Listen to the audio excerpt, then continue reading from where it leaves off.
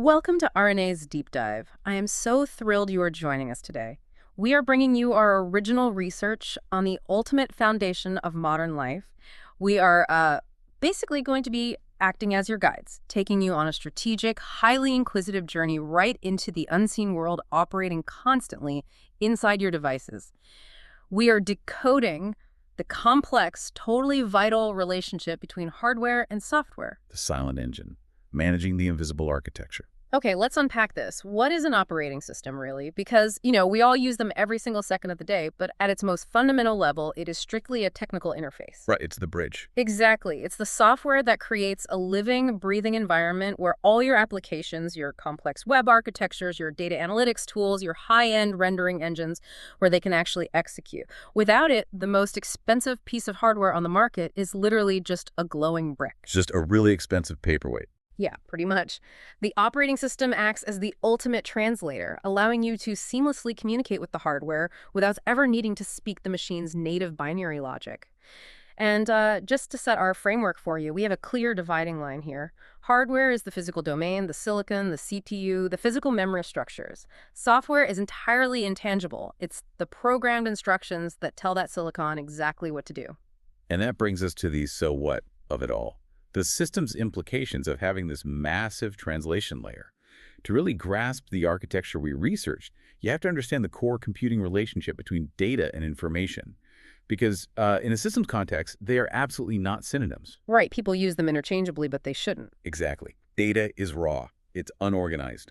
Think of raw data as the chaotic stream of millions of raw GPS coordinates your phone is pinging out to a satellite right now. On their own, those numbers are completely meaningless.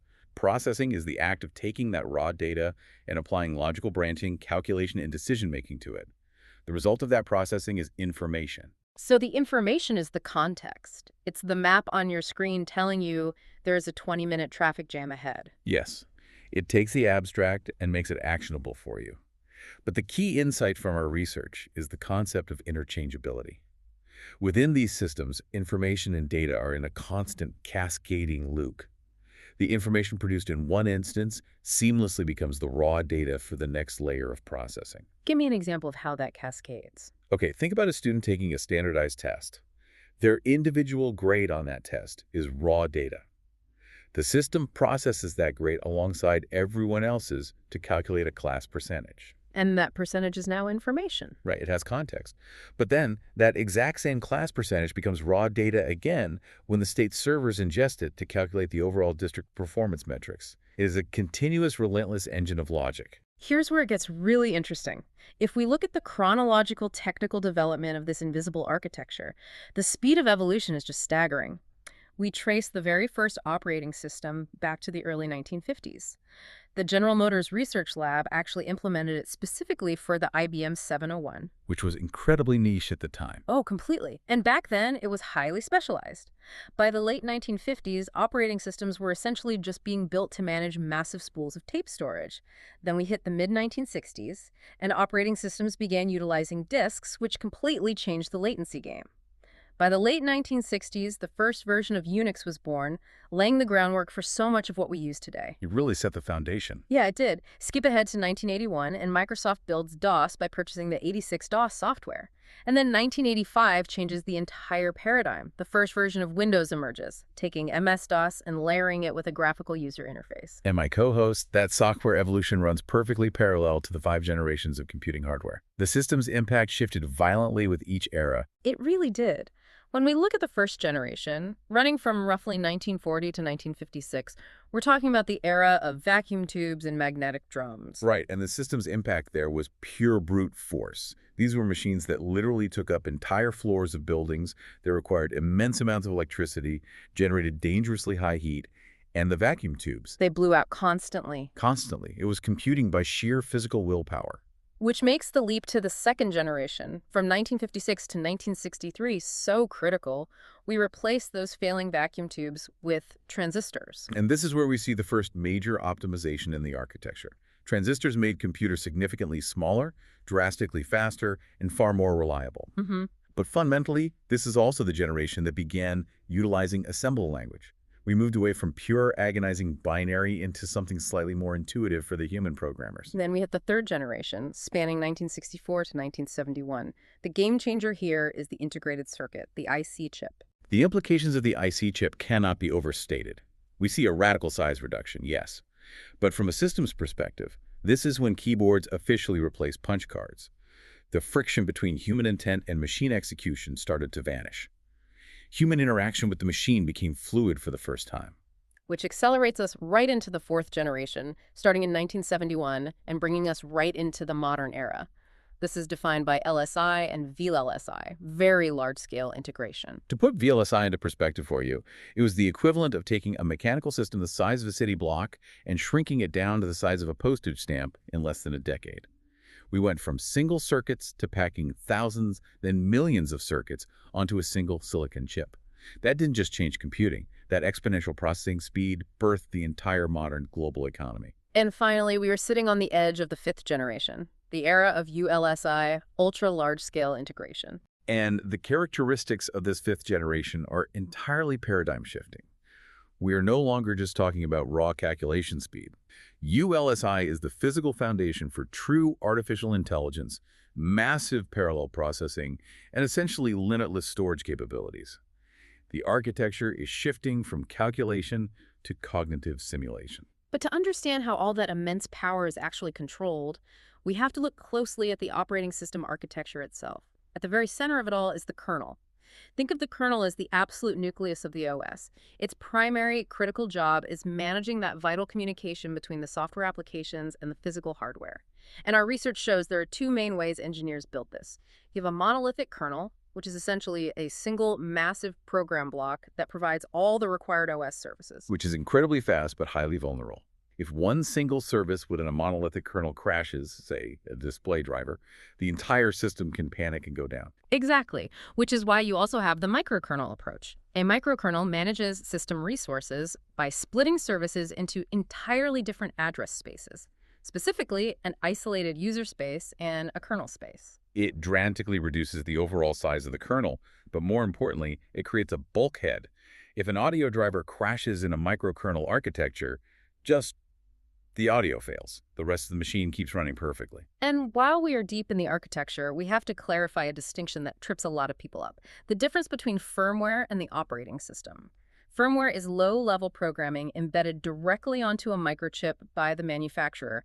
It's stored in non-volatile memory, meaning it survives when you pull the plug, and it is notoriously rigid. It's not meant to be changed easily. Right, it's baked in. Exactly. The operating system sits above that firmware. It's the high-level functional layer installed on a drive and designed to be constantly modified, updated, patched, or entirely wiped and replaced. What's fascinating here is that when you look at how the OS sits above that rigid firmware, you realize it is the ultimate resource manager.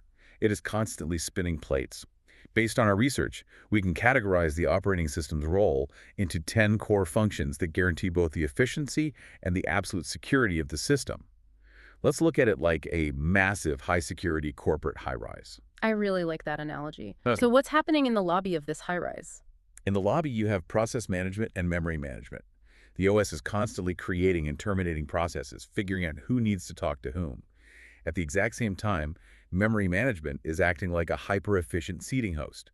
It is actively allocating and deallocating RAM space to different programs exactly as they need it, ensuring no two programs try to sit in the exact same memory address. Because if they do, that's a fatal collision. The system crashes. Exactly. Then, moving up the building, you have file management and device management. The OS is organizing, protecting, and tracking every single file.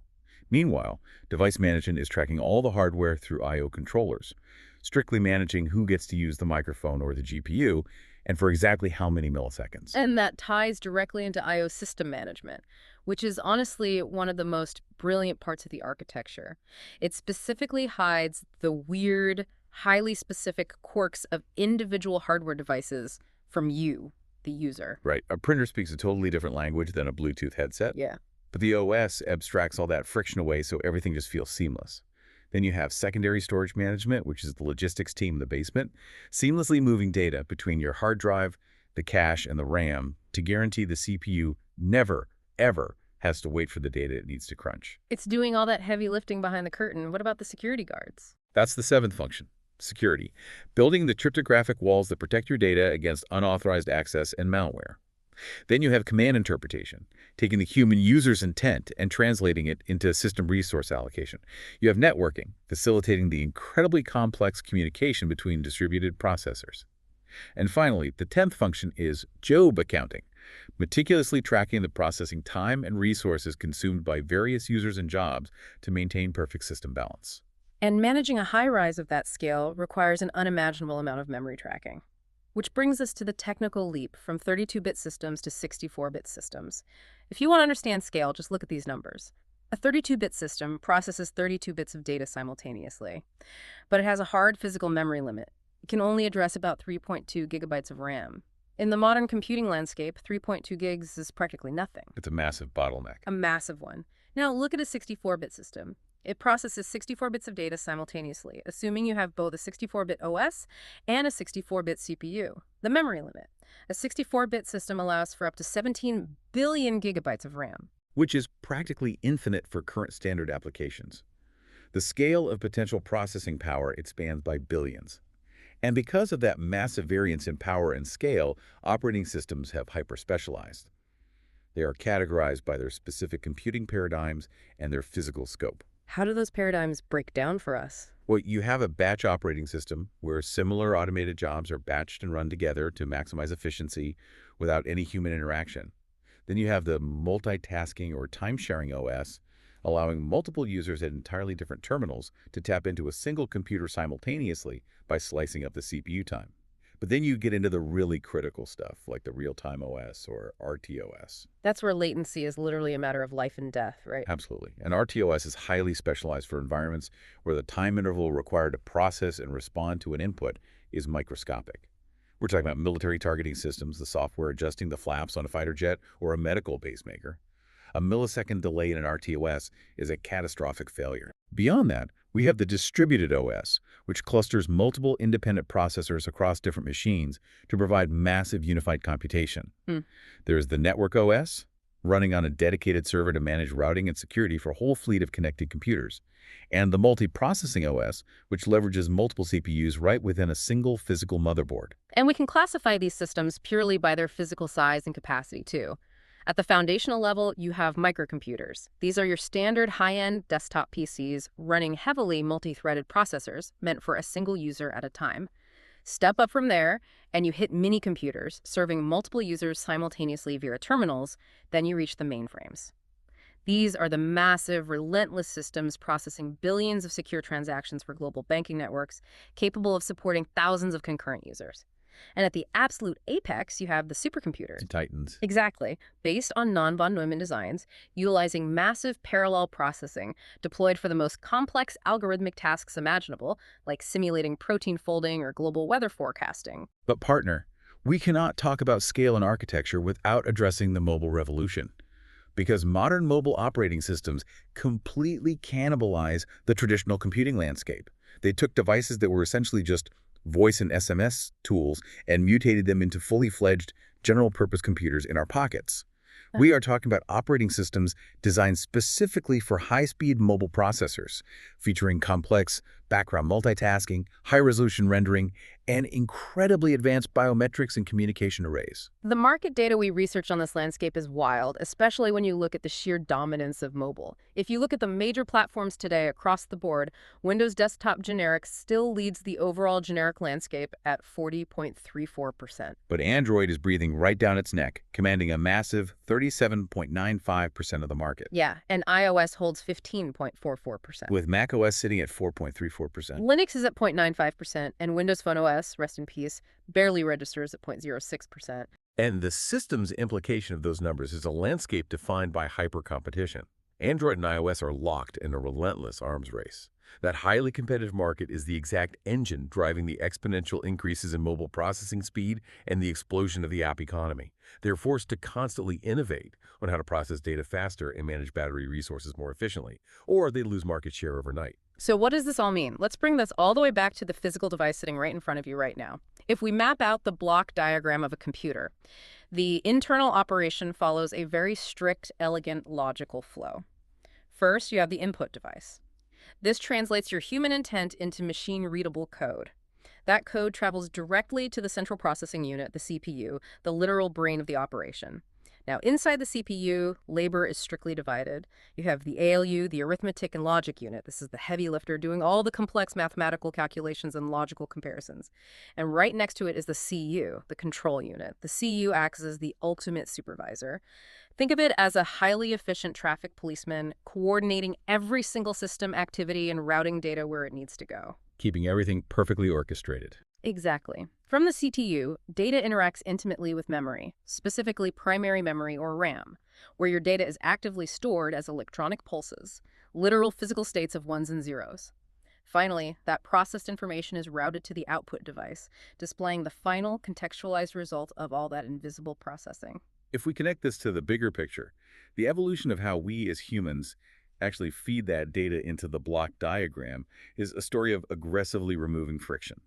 We started with punched cards and paper tape. Those methods required deep expert knowledge just to translate an idea into physical holes on a card. The friction was immense. From there, we developed OMR, optical mark readers, allowing systems to rapidly process standardized bubble sheets. Then came OCR, optical character recognition, where the system could actually parse and contextualize the shape of a printed letter. Banks adopted MICR to securely read magnetized ink on checks, and the retail supply chain was entirely revolutionized by barcode scanners. But the real paradigm shift was the GUI and the mouse, right? Precisely.